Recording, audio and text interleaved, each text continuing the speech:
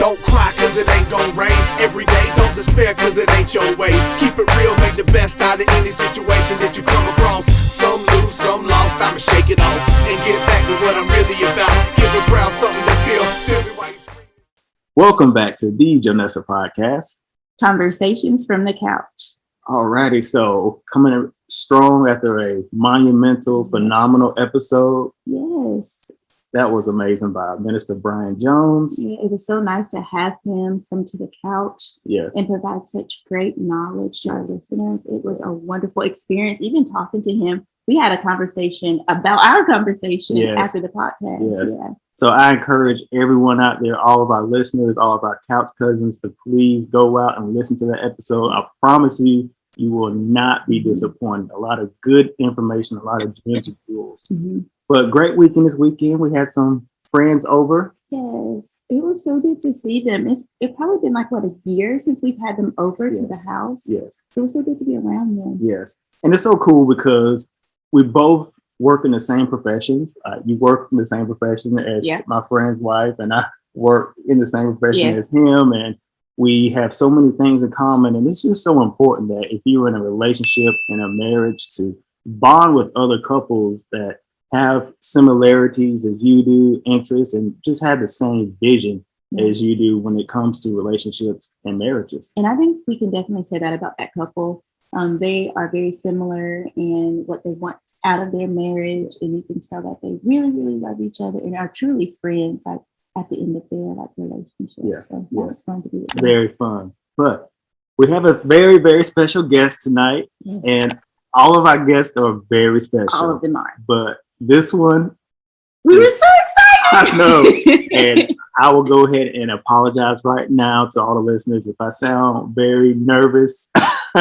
Please forgive me. We have a special guest. My wife is always poised. That's that Miss South Carolina pageant experience. No. See, now you're running out. See, why are we running out? Just have that poise. Okay. But without further ado, we have Dr. Alicia Watkins on the couch with us tonight. She's going to talk to us about marriage, relationships, and you hear the term high value all the time. It's kind of like a trigger word for some people now. But we're really going to dive deep into that and just do some good conversations. Yeah, and couch cousins, get out your pens and your pencils, or start typing in your messages and your notes, because I can already tell. I already know this is going to be a good one. Monumental. Yeah. So without further ado, Dr. Alicia, thank you so much for coming on our podcast and blessing us with your presence. Oh, I appreciate that. I appreciate the invite, and I just love to be able to, anytime. I'm so passionate about marriage and relationships and couples. Any invitation, I just jump at the chance. And you all came up with such a great topic that I just said, this type of topic we've got to talk about way more often. So that's what got me, was your topic. And I said, I really want to talk about high value people versus low value people. That's a great conversation to have, and we need to have more of those conversations. Yes, yes, we do.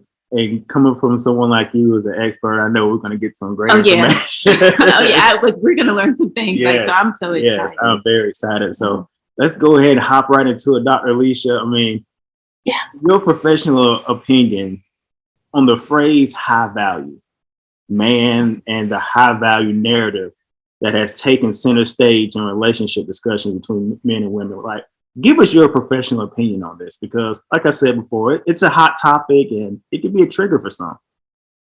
Yeah, it's so interesting. The thinking that a high value person is somebody with this set of qualities that's better than those who don't have these sets of qualities, and that those people should therefore be placed on a pedestal. They are better than someone who doesn't have this type of quality. And really interesting. So the thinking on the other hand is that a low value person is someone who is inherently flawed.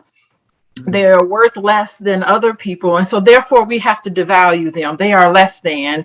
And it's really, especially with what I'm hearing about low value people, is that I feel like it's putting people in an impossible situation. It's like, okay, so I'm a low value person because I was born in this family. Really? So it's impossible. There's no solution to it. I'm just going to just sign up for this low value life that I'm going to have. And there's no way of overcoming it. And that just to me seems very unnecessarily hopeless and unnecessarily like devastating. So there's nothing we can do. It's almost like you're faulted just for things that are outside of your control. You can't control what your parents were doing before you were born. You can't control a relationship that goes bad. So that sort of thing is really, really problematic. And I think that in reality, all of us are born with gifts. All of us have a value. There's no such thing as a low value, high value person. We all have strengths. All of us have areas of improvement. No one person is more worthy and more valuable than another. And I think like just thinking about where that comes from, it's almost as if you're not worthy of being with another person because you don't have these sort of attributes. And I think that we just need to let all that go. You do need to have standards, and you do need to decide what you want in a partner and what you don't want in a partner. All of us need to have that. But I think that also you need to think about what are those qualities that you're looking for in another person, and why is that quality so important to you? Where did that come from? Questioning some of that, and then deciding how you want to live your life. So I think it gets to choosing a partner. That's where I noticeably find that sort of thinking: high value, low value. You're not worthy of this partner because of these attributes. What do you all think? I think our expectations and what we want out of a partner for some reason has just become like not even realistic. And when I hear the term high value and somebody saying that I want a high value partner that has to make this amount of money, has to have this type of job title, I don't think they understand how reaching those levels is very difficult. And no one is going to start off with those things if you meet them at a certain juncture in your life. Like I said this previously, if the high value terminology was out when we were first met each other, my wife probably wouldn't have even given me a chance because I was a broke college student living with my mother. But because she didn't come in the relationship with that mindset, we're well on our way. I'm well on my way because of my wife to becoming a quote unquote high value man. Oh, that is so great. It's like you're missing out on true love because you're so focused on things that don't even matter. Exactly. Yeah. Exactly. Like you really should be focusing on good qualities in a partner. You should find like, do you love people? Do you treat people in a caring way? Like, do you truly love me? Because things that are of high value, to go with that terminology, sometimes they could fade away at the drop of a hat. Like things could turn and you don't have what's making you high value. So if that is stripped away from you and it's just you standing right there but beside me or in front of me, do you still have that value without these things? And that's what's really important. Yes. Oh, that's so great. So if you base a relationship on how much money you make, and that's what you're basing the relationship on, there's no relationship when the money ebbs and flows like it always does. What comes up is always going to come down. So what are you going to do when there's hard times? It means you're going to flee the relationship. It's no longer valuable anymore because you're resting the future of this relationship on something like money that means absolutely nothing. Or if it's the way somebody looks. If you only rest in your relationship on how someone looks, if they change your look or something happens and they don't look the way you want them to look, the relationship is over or the marriage is over. And if that's the case, there never was a marriage in the first place. Exactly. Right. Exactly. No foundation is not built on anything that's solid or worthwhile. And what's wrong with building towards something collectively? Like I said before, like my wife and I, we started off like we were very low value. Together. It was a collective effort. I was more low value, but she elevated me, made me better.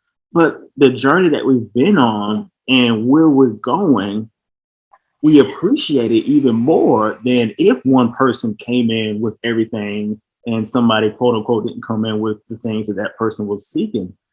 I think there's something special about building and creating something. And I think a lot of, especially the younger people who are following this narrative, they're missing out on that journey. And it's very sad. Yeah, it's so funny because when I met my husband, he was a little boys. He was a graduate student. He had no money. I think I had more money than him. And I would take him to the movies, and I would be like, "I'm going to pay for the movies and popcorn today." He couldn't have anything. It was just really funny. We would we had such a fun friendship, and we were just like, we have such a good time together. It was like, oh my God, I can't believe it's 2 a.m. You better get back to your dorm. I'm going back to my dorm. We were in college. Like, it was just that sort of connection. It was like a real true connection. And we would go on trips together. I remember we drove to New York one day, just like crazy. Let's just go to New York. We had no money at all. I had to put together money to put gas in the car. It was really bad, but we had a good time. So just think about that. Like, if I only value certain things, I never would have been really good friends with someone who in the future became my husband. Really, really fascinating about what you miss out on. And it's so interesting because I got so many friends. I do have friends that's just like, he's got to make a certain amount of money and he's got to, and they say that. And it's funny because all of them are single. Wow. It's like a man don't want to be with a woman like that. They are all single, saying the same thing that they said 10 years ago when they were single. Yeah. It's really fascinating about how it just doesn't even work that way. Exactly. And like you said, what they could be missing out on, because my potential, I mean, I haven't reached my potential yet, but I'm only elevating, and you could be potentially missing out on someone who it may not be doing well now, but in the future, with your support and you standing right beside them, they can eventually get to that level that you want them to. I mean, I know Dr. Boyce got to that level. Yeah. And there's still more for him to go. I mean, he still has a lot of things going on that are very exciting and very expansive. Very, very interesting things going on. So he hasn't gotten to where he's going to be. He's going to be 10 times more than where he is right now. And so it's kind of cool to be on that journey with him. Yes. Mm-hmm. So to kind of go back to something you mentioned about some of your friends that are still in their single state, you think that they could possibly, because, okay, if they are, in their terms, they feel like they're successful, then why couldn't they find someone maybe that's on that same level of success, wherever it be, and kind of still build? Because you're not, like, even no matter what your age is, you're not where you ultimately want to be. So why do you think it's difficulty trying to find someone that's kind of on that same level and then continue to build together? Yeah, I mean, that's a question that I have for them all the time. Like, what is going on? I have a play cousin who I'm thinking of, and she's been talking that, now I see her is 20 years later, and she's like, what's your retirement plan? And what's your such and such? Now she's asking all sorts of different questions, and she's just as single as they can be. And it's really interesting. It's almost like it puts up a block. And I look at her and I'm just saying, I just see that there could be just why is she apprehensive about really getting close to someone? Like, I kind of think that all of that melts away, and that looking for all of these attributes that mean absolutely nothing is sort of a way to protect herself. I kind of think that maybe she's just not, she's probably ready, but she's a little apprehensive about really falling for someone that, on something a little more substance, that maybe she's falling back on what's more comfortable for her as to, well, I'm just not with him because he doesn't have his money together. He's not doing this and that. I'm thinking that that's just an excuse. Yeah. Well, I'm a conspiracy theorist. Oh, Lord. Oh, my God. Don't start. Listen, we're not doing that today. Not today. But this next question, it kind of hit me, and I wanted to bounce it off of you because you are the expert. But has society's focus on personal achievement, along with the emphasis social media puts on receiving individual attention, affected the appeal of marriage? Yeah, I think You said, has society put a focus on personal achievement? Yeah, I think it's not. I mean, to achieve things is really wonderful. That is fantastic. And it's great to share those achievements on social media. I think that's what you were asking. And I think I like it because it can motivate people. You know, you can be like, oh my God, it's so great to have people winning. And I feel like I can win, you know. So it's good to see people, especially who look like you, who are winning. And then you think that you can have that. I think the problem falls where you place your self-worth on how many views you get. You place your self-worth on how many likes that you get. And so if it didn't go the way you wanted it to go, and you're constantly checking social media, I am new to social media. I'm not even familiar with this, so I'm amazed at how many people like really check how many likes they have and views and all of that. And so I just think that in our society, there's just so many unhealthy forms of self-esteem. And, you know, definitely putting an emphasis based on performance-based esteem. So you only have worth based on what you can do. You know, it's like men have this sometimes, you know, they only have worth if they win. If they win that basketball game, then they're worthy. If they don't win, then they're not worthy for some reason. Getting into self-worth again, I think we talked about that before, but, you know, placing your worth on achievement, I think is problematic.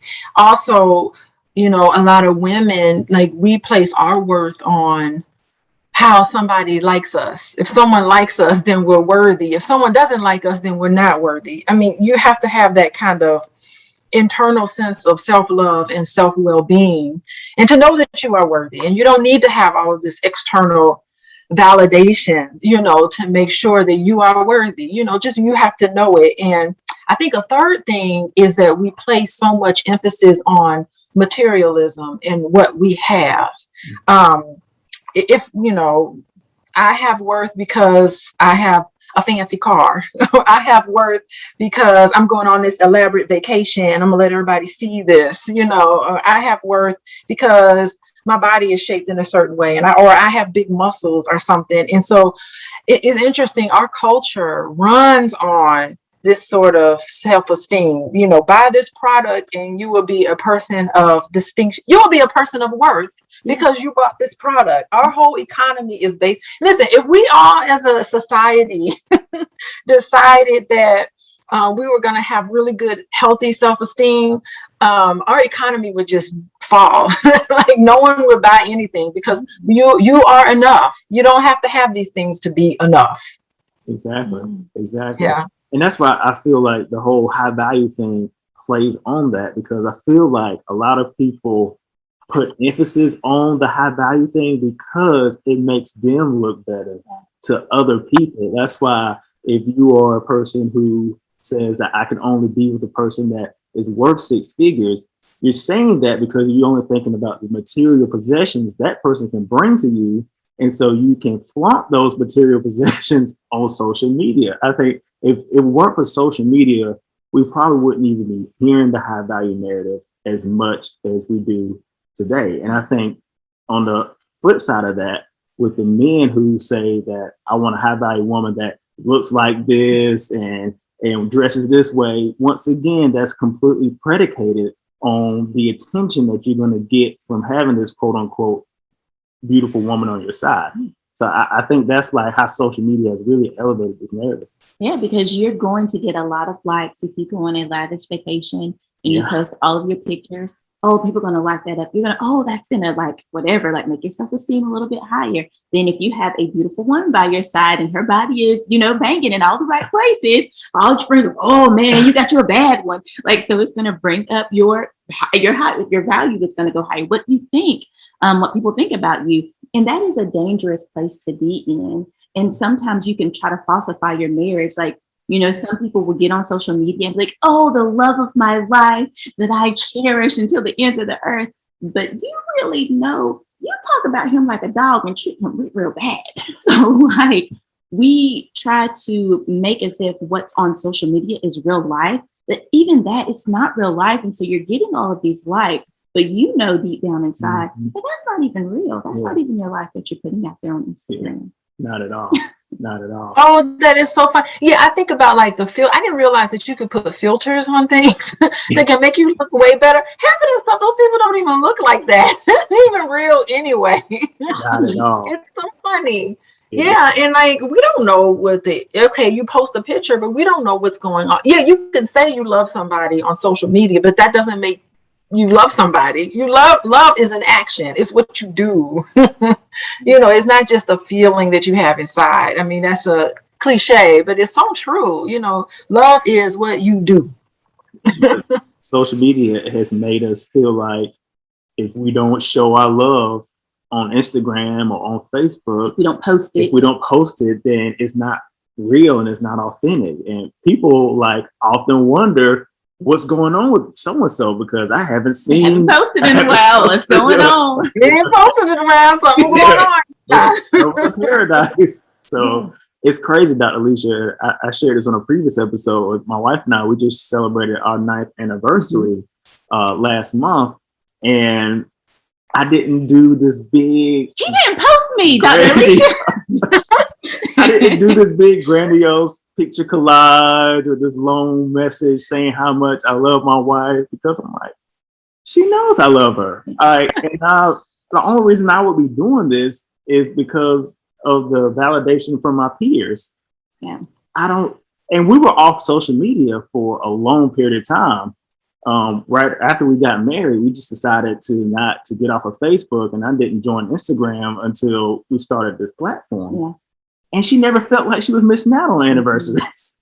Yeah, interesting. Yeah, so I always find that very fascinating how social media can pretty much dictate how people feel about themselves. But I mean, they put a study out, and the Facebook whistleblower kind of blew up the spot on that. So just be careful. Yeah, and it's so interesting. I have I'm a college professor too, so I have students who do research, and it's every year it's always a student that wants to do research on social media and mental health.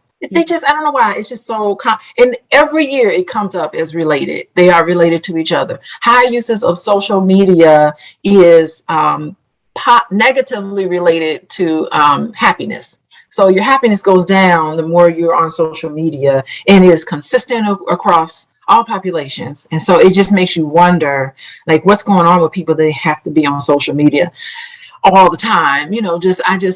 I just can't believe there are people who just live on social media, and there's so much that I do this outside of social media. No one will ever know. I don't even think people would even care. Why would anyone care? It amazes me that people care so much. Yeah, it really does. Yeah. Dr. Alicia, it's funny that you say that because I have taken like a social media hiatus. Like, I'm just like, you know what? Like, we went on like a fast in our life, and then I was like, I'm going to also fast from social media. And so I've been off for I went off for a week, and I've been off for up to a month now. And I'm just like, I don't know when I'm getting back on. And the thing is, I really do feel happier. Like, I feel happier now that I'm not on there. Like, yeah, it's like a weight sometimes that you can kind of carry all of those things on you. So, but people, I will come back, but just not right now. Yeah, I mean, and that's just so hard when you're because it's a necessary thing. It's like, I mean, what the two of you are doing is so important because we need this message out there. Like the things that you're about, I did a whole lot of, I looked you all up and I loved your topics. I like your energy and all of that. You're such a fun. We need more of you all on social media because there's a lot of toxic stuff that I see all the time, and you are not that at all. But at the same time, it's just like you have to know how to win and how to put it all down. And I try to go on a detox minimum twice a year at the end of my semester. So May and December, I go on a detox, and I actually go on my spiritual retreats, which are fun. Maybe I'll talk about that one day, but I like doing that. And I just do it, and it varies however it gets done. But I mean, that sort of thing is just important to incorporate into a fast. You need to fast from everything. Yeah. Mm-hmm. Very true. But Dr. Alicia, this next question, I will say, it's kind of selfish for us because you're an expert. So I want to sneak this one in, but in marriage, we are told that two now become one. However, should boundaries be placed on the pursuit of achieving personal goals that were set prior to the now established union? Yeah. So I think boundaries. Yeah, it's a negotiated thing, the boundaries. But in terms of like fulfilling your personal goals, I think that marriage should be something expansive and not something restrictive.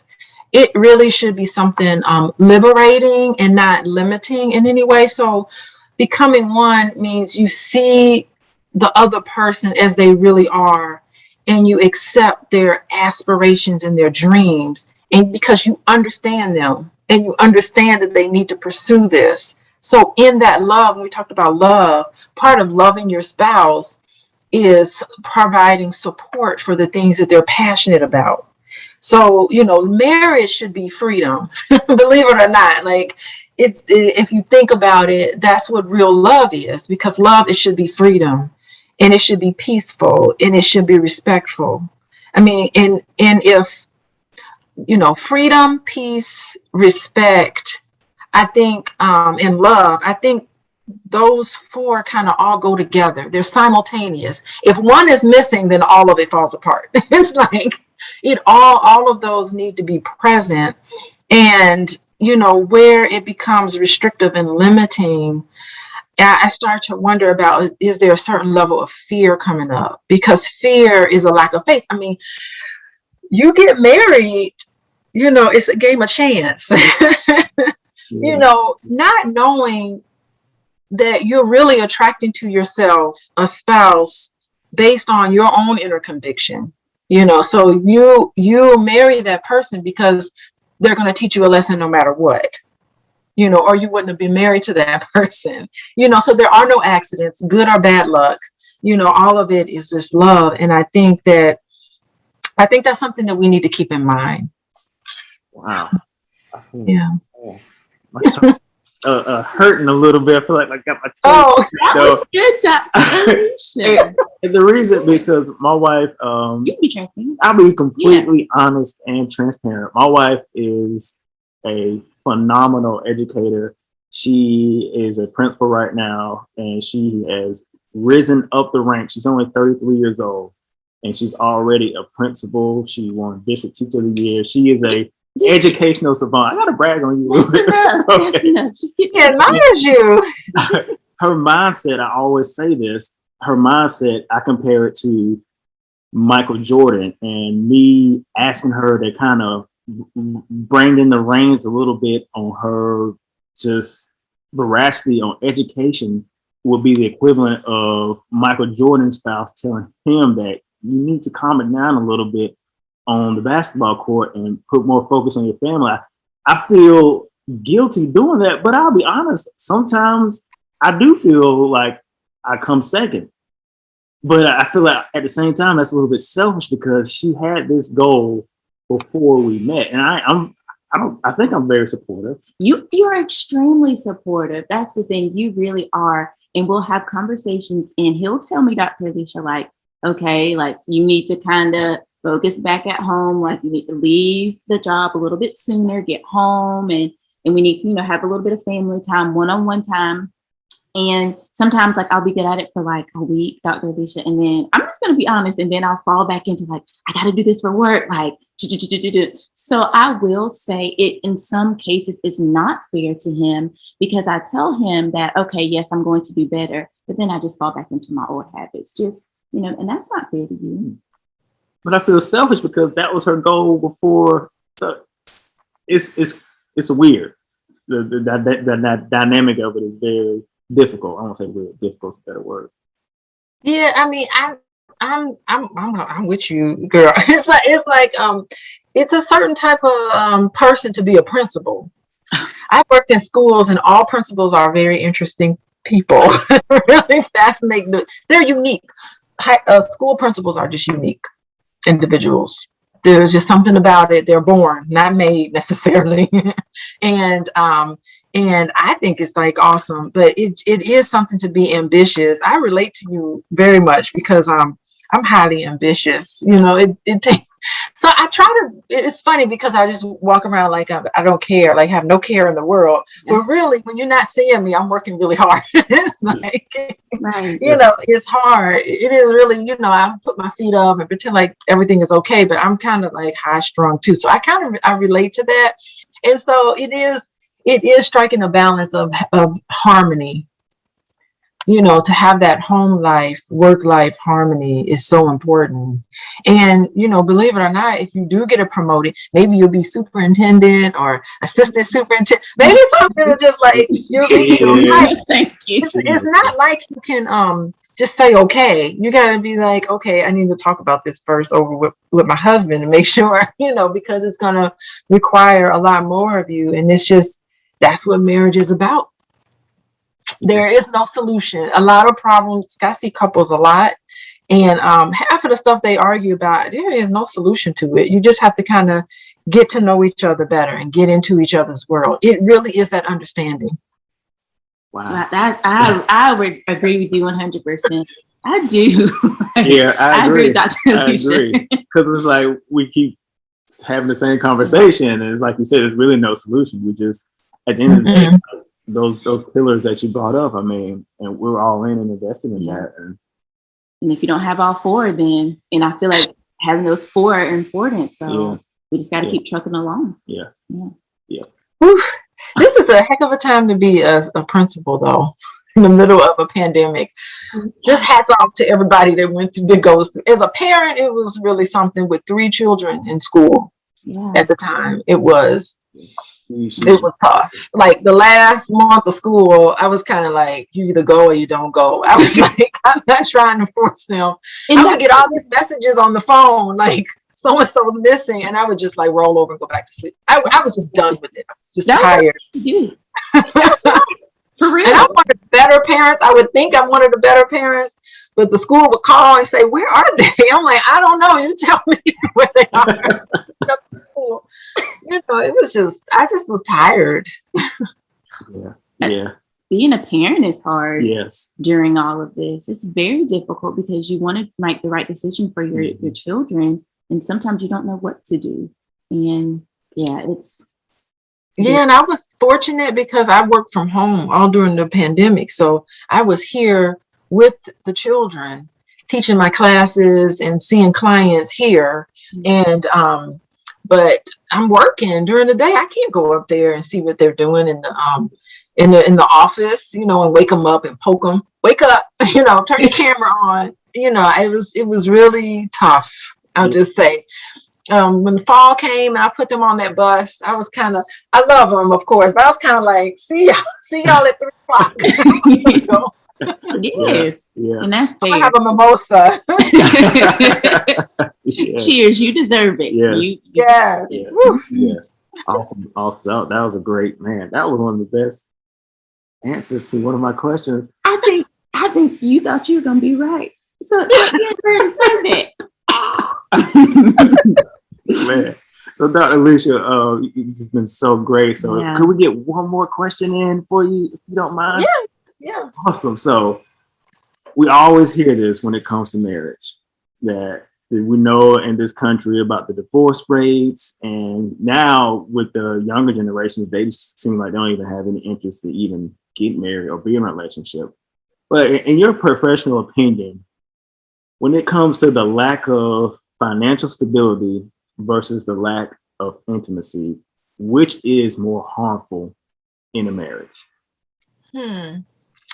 I'd have to say, well, of course, I'm going to always say intimacy, I think, is a necessary ingredient. Where financial stability is nice to have in a marriage. But I know so many couples who get divorced and they have plenty of money. Wow. Between the two of them, and they didn't have the intimacy. Just wasn't there. So, and I don't know a single couple who's ended their marriage solely due to finances. I mean, I think when the intimacy is strong, I've seen couples rally through difficult situations because they had to fall back on the fact that they loved each other and they were emotionally connected to each other and all of that. And that's what gets them through like this financial crutch. it's, if they did not have that level of intimacy, the financial issues probably just would have been one of many things that set them over and probably would have ended the relationship. So I do think that that probably intimacy is just always critical and always necessary. Financial stability is nice to have, but that's going to ebb and flow too. Sometimes things can get a little shaky. I mean, just think about people who, your car breaks down and you got $2,000. That happened to me one time. My car broke down on the highway with my son, and I had to wait for someone to tow us. And I took it to the shop, and right there he was like, "It'll be $2,500 to fix this car." And I was just like, "I don't even think this car is worth it." So, that financial instability. It's just nice to have someone who's there for you, and just to say, "I'm so sorry this happened to us. We got to try to rally together and fix it." So it's always nice to have a team player, somebody on your side, somebody with you during the struggles, so you're not alone. I think feeling alone is the worst. It's so crazy you said that, because I was reflecting on our marriage, and at the beginning of our marriage, she was a teacher. I was just a counselor at that point in our marriage, and we didn't have a whole lot of money, but we never thought about like how much money we didn't have at the time, because we were just so happy and love and just supportive. And like you said, just knowing that I had someone in the trenches with me. To eat tilapia with every night. I didn't even Where did tilapia come from? I was eating tilapia every night. I'm like, this fish just showed up all of a sudden. Inexpensive, so we're gonna eat it. Exactly. When we got fish, he didn't even his job had ended. Mm-hmm. So, and we were on a second year teacher salary. You couldn't tell us anything. Like, we were like, could not tell. You can't tell us anything. Yeah, you really can't. That's so romantic. I just think that's so romantic to me. My job ended on September the 1st, and we got married on September the 15th. Oh my good. Well, there we go. That was the test. Yeah. So I 9 years later, look at you all. So I agree. Intimacy. I agree. Yeah. Intimacy is definitely. And I think those are things that really probably need to be discussed up front. Yeah. Because people discuss financial goals. You often hear about that just in like on movies and things like that. You see on the movie, the dad asks the daughter, "What does he do for a living?" And just like cliche things like that. We often discuss that, but you never hear the intimacy or the romantic side of the marriage being discussed, how important that is to keep that up. So I'm glad that you said that, Dr. Alicia. I thought you were going to say financial stability was more important, because that's all that you hear. But you're a man, so that's what you think. Plus your bones. That is so true. Men feel like if they don't have their money right, that they shouldn't even be married. Why am I even here if I don't have no money? There's no other value you can bring to the family other than money. That's so true. I hear it. Oh, not Alicia. Oh my goodness. This has been so wonderful. So hopefully we didn't disappoint you coming on our podcast. Hopefully great. Yeah, it was wonderful to have you on and share your information. And it's not only applicable to just like marriage, but just in relationships in general, the information that you've shared with us. Yes, awesome. Dr. Alicia, you mind leaving your information for our audience just in case they want to get in contact with you or they can catch me at Coaching with Dr. Alicia, Coaching with Dr. Alicia, ALICIA. And you can find me there. You just type it in. That's my website. And it's also my contact information on Instagram. I just opened an Instagram account in, I think it was like March. So I'm new to Instagram too. And so it's a lot of good information on there. And I try to have good elevated conversations I'm trying to do.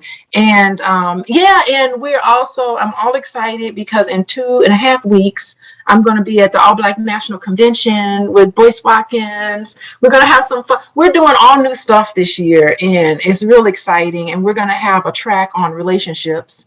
So I think that would be really kind of cool. People are interested in that, and financial stuff. There'll be a whole lot of financial stuff. Of course, that's one of the main ingredients, but they go together. together. And so you can check it out at allblacknationalconvention.com.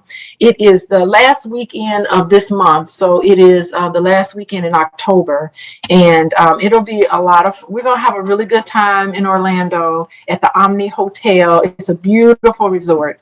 And I don't think there are any more. There might be a couple of hotel rooms left, but you can still get your ticket and come. I think it'll be awesome. Awesome. Dr. Alicia, thank you so much for coming on the Jonessa podcast. That's nice. I can't even speak. I'm still so excited. You're stumbling over your words. It's nothing new though, but thank you so much. Audience, please go check her out.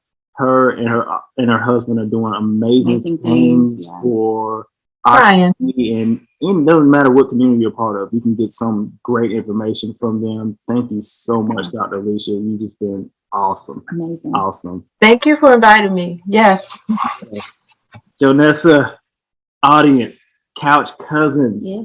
You have listened to another legendary episode of the Jonessa podcast. Conversations from the couch. We'll see you next time. Bye, guys.